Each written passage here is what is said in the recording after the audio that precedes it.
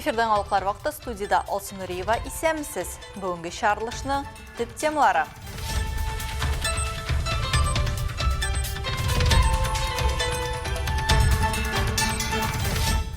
Коррупция формулары, нәтижелері һәм қаршы тұру ұсулары. Ознақай мәктәбінде ішіліклі ертеңгі ош ұзды. Ничек бу коррупция деген шара белән көрәшергә, ничек иттереп бәләкәйдән үк үзеңә тота белергә.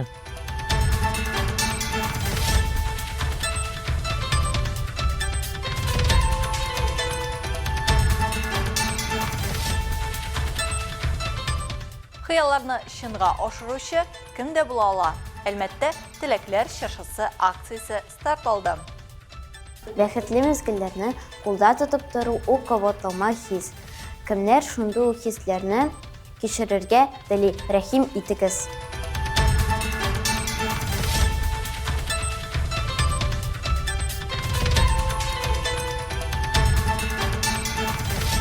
Дүртенче сезон тәмам. Татнефть Music Art проекты тамашачылары Йоршаллы органзалы коллективы белән танышты. Әлеге концерт белән Татнефть Music Art проекты үзенең чираттагы 4нче сезонын яба. Алга таба тамашачыларны тагын да кызыклырак концерт программалары көтә ди оештыручылар.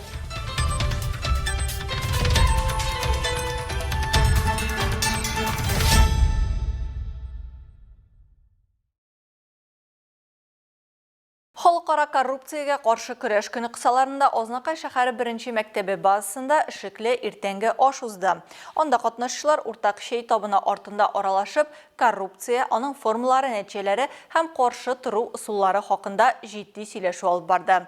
Бу хакта тулырак мәгълүмат Илмира Шәрифуллина сюжетында. Гадәти булмаган мөһим очрашу эшлекле иртәнге аш форматында узды. Үзәктә җәмгыятьнең иң актуаль темаларының берсе. Әңгәмәдә муниципаль район башлыгының урынбасары Айдар Халиуллин һәм район советы депутаты Руслан Гәрәйшин катнашып, коррупциягә каршы көрәш һәр ватандашның аңлы позициясеннән башлануын һәм бу позицияны мәктәптә үк формалаштыру кирәклеген исбатлады. Безнең менә бүген балаларыбыз үзләренең белемнәрен күрсәттеләр, ничек бу коррупция дигән чара белән көрәшергә, ничек иттереп менә бәләкәйдән үк үзеңә тота белергә, һәм инде киләчәктә без инде ышанып калабыз, безнең балаларыбыз тәүфыйклы, намуслы кадәр балалар күп үсәрләр дип. Инде бу коррупция дигән әйбер белән беркайчан да очрашмаслар дип. Ачык дәресне 30 елдан артык хезмәт тәҗрибәсе булган тарих һәм җәмгыять белеме укытучысы Гүзәл Якупова алып барды. Бүгенге көндә без инде бу мәсьәләгә күбрәк игътибар бирәбез. Балалар белән шундый әңгәмәләр үткәрәбез. Әлбәттә районда бу чараларга күп игътибар бирелә. Менә узган уку елында без инде район күләм Стоп коррупция дигән исемле Brain Ring үткәргәнек балалар белән. Бу уку елында инде бу чара менә шундый иртәнге чәй эчү белән, кунаклар чакыру белән шулай итеп аралашып алып барабыз. Материалны яхшырак үзләштерү өчен укытучы интерактив ысулларда кулланды. Катнашучылар тематик әкият тыңлап, аның әхлакый өйрәтмәсен тапты. Коррупциягә каршы темага бәйләнгән ребусларны чишү, уен формасында хокукый төшенчәләр һәм терминнарны ныгытуга ярдәм итте. Укучылар хакимият вәкилләренә сораулар бирү һәм аларга турыдан-туры җаваплар алу мөмкинлегенә дә ия булды. Бүгенге эшлекле сөйләшүдә шәһәрнең 10-11 сыйныфында белем алучы 11 укучы катнашты. Мондый чаралар шәһәр һәм районның барлык мәктәпләрендә дә уздырылачак. Илмира Шәрифуллина, Алмаз Иксанов, яңалыклар вакыты, Луч, Әлмәт телекомпаниясе.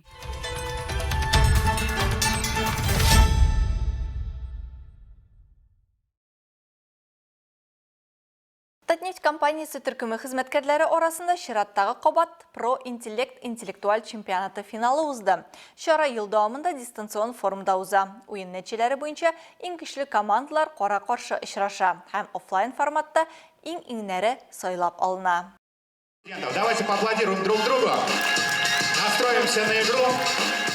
Проинтеллект ошык интеллектуаль чемпионаты Татнефть компаниясы хезмәткәрләре һәм студентларның потенциалын үстерүгә юнәлдерелгән. Финал уеннарында 3 дистанцион сайлап алу уеннары нәтиҗәләре буенча иң күп балл җыйган 26 команда җыелды. Катнашучыларны Татнефть компаниясе персоналы белән эшләү идарәсе башлыгы Андрей Глазков сәламләде һәм барысына да уңышлар теләде. Вы уже все победители, потому что собрались в выходной, да еще побороться, да еще вот блеснуть интеллектом. Командада 6 кеше, күбесе бер идарә яки цехта эшләүче хезмәттәшләр. Араларында дуслар булганнар да шактый. Это сплочает. Бу чират төрле бүлекләрдә эшләүчеләрне берләштерә, компаниядәге яңа кешеләр белән таныштыра. Үз белемеңне командада эшли алуыңны аңларга мөмкинлек бирә. Проверить себя, проверить, насколько ты эрудированный, насколько у тебя есть возможности, насколько ты хорошо можешь играть в команде. Принцип черного ящика командасы әгъзалары ятмаларны эшкәртү департаменты хезмәткәрләре. Аларның күбесенең чемпионатта катнашу тәҗрибәсе бар инде, ләкин бәйге көтелмәгән сораулар белән гаҗәпләндерә белә ди команда капитаны Азат Закиров.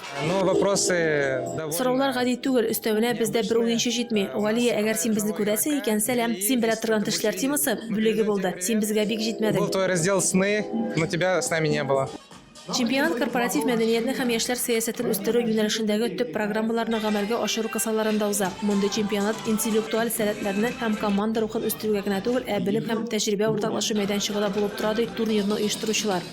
Главная цель в первую очередь это все-таки Төп максат катнашучыларны корпоратив этика, компания тарихы белән таныштыру. Быел безнең өчен юбилейлы ел. Шуңа күрә уенда 75 еллык тарихка бәйле сорауларны да сайлап алдык. развиваем, знакомимся с историей компании Татнефть. В этом году год для компании юбилейный, и некоторые блоки были посвящены как раз-таки истории компании Татнефть, богатой 75-летней истории.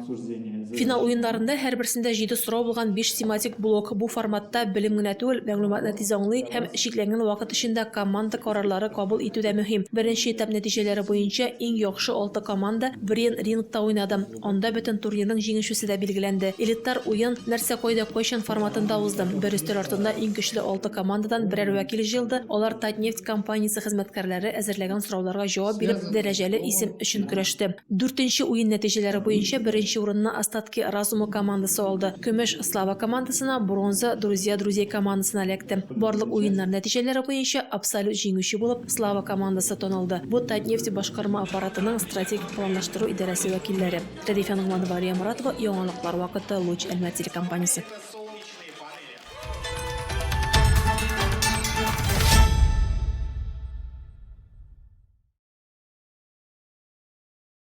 Барлык балалар өчен дә иң матур һәм тылсымлы бәйрәм Яңа ел якынлаша. Яңа ел алдыннан мөгъҗизаны күрү бик әйбәт булыр иде дип саныйлар. Һәм безгә улларга тылсымчыга ничек әйләнеп була икәнен сөйли. Алдагы минутларда яңа буын авазы балалар рубрикасы.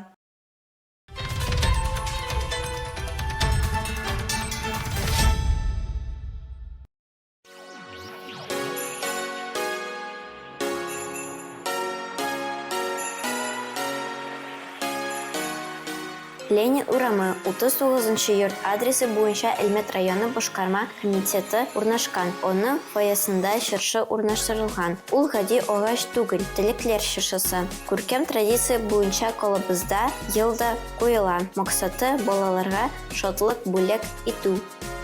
Акция «Елка желания» началась 1 декабря, будет длиться до 30 декабря. Участниками акции являются дети-сироты, ребята, которые попали в трудную жизненную ситуацию, дети участников специальной военной операции. Котларда авыр тормыш хәлендә калган гаиләләрнең балалары турында язылган. Анда Нәни Әлмәтленең исем, фамилиясе, яше, әти-әнисенең контакт телефоны күрсәтелгән. Иң мөһиме баланың теләге язылган. Телекләр чыршысы башкарма комитетта 30 декабрьгә кадәр эшләячәк. Хатны һәр көне 8 сәгатьтән 17 сәгатькә кадәр алырга була. Барлык сораулар буенча мәгълүматны волонтерлардан белеп була. Бәхетле мизгелләрне кулда тотып тору у кабатлама хис. Кемнәр шундый ук хисләрне кичерергә тели, рәхим итегез. Монда хатлар һәр кемгә дә җитәрлек. Открытканы сайлагандан соң волонтерларда язылырга кирәк. Игелекле акцияның һәр катнашучысы ата-аналар яки опекунның адресы һәм телефон номеры алачак. Оның буенча гаилә белән элемтәгә керә, ә аннары бүләк бирергә бара алачак.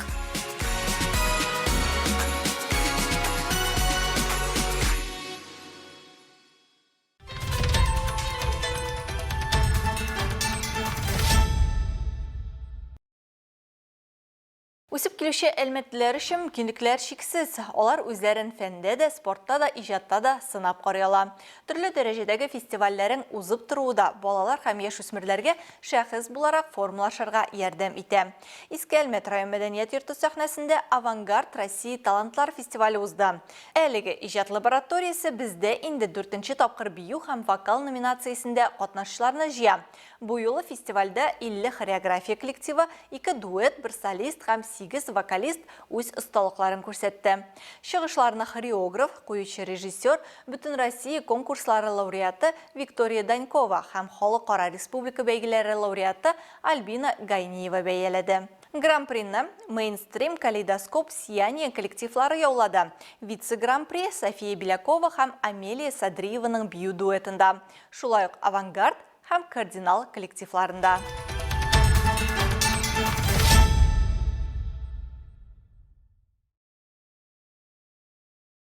Әлмәт иҗтимагый үзәгендә яңа ел тылсымы. Татнефть Music Art проекты тамашачылары Йоршаллы орган залы коллективы чыгышлары белән чираттагы 4-нче сезонын япты. Программада бәйрәм рухы, тылсым кичерешләре уята торган җырлар һәм композицияләр яңгырады.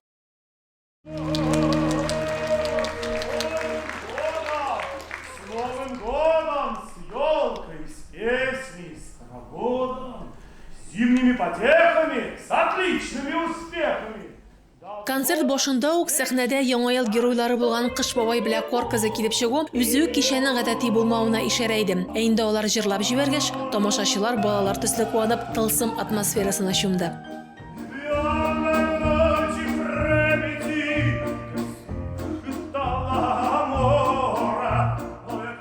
Йоршаллы орган залы музыкантлары фикеренчә, һәр чыгыш ул тамашачылар белән тере диалог. Шуңа күрә алар мондый мөһим вакыйганың бирелеше булуына, орган һәм башка инструментлар вибрациясе аша үзенчәлекле атмосфера бүләк итүләренә шат.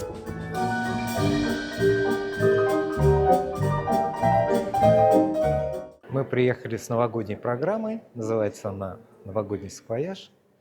Без бүген яңа ел программасын алып килдек. Ул «Новогодний саквояж» дип атала. Бу яңа елга яңгырый торган көйләр генә түгел. Бу композицияләрне тыңлагач, тылсымга ышанасы килә башлый. Внутри живет волшебство, Рождество.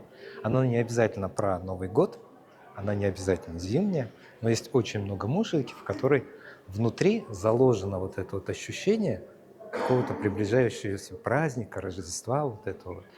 И вот именно такую музыку мы сегодня и привезли.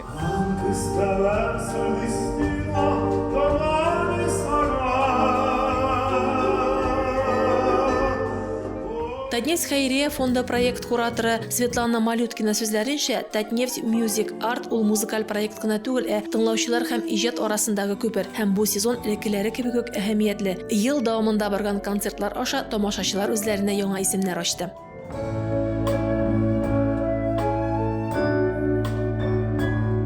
В прошлом году мы провели 10 концертов, один из которых был выездной в поселке городского типа Актюбинский. Программа была также очень насыщенная, были и оркестры, камерные, народные, эстрадная музыка, органная. Гости были и из Москвы, и из Казани, и из Японии, конечно же, местные коллективы.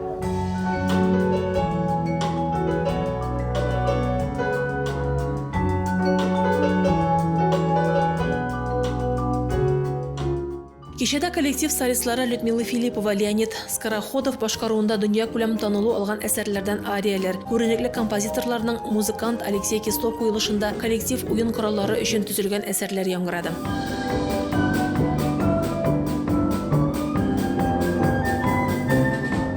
Әлеге концерт белән Татнефть Music Art проекты үзенең чираттагы 4-нче сезонын яба. Алга таба тамашачыларны тагын да кызыклырак, концерт программалары көтәди оештыручылар шүнге киләсе ел әлеге проект өчен юбилей елы булачак.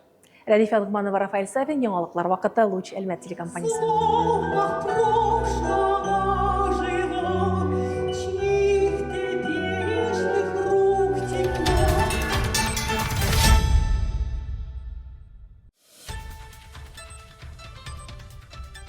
Hürmetli тамашачыларыбыз, яңалыклар чыгарылышының туры трансляциясын сез ВКонтакте социаль шелтеріне кіріп, Луч Әлмәт төркемендә сәгать кичке 7-дә карый аласыз.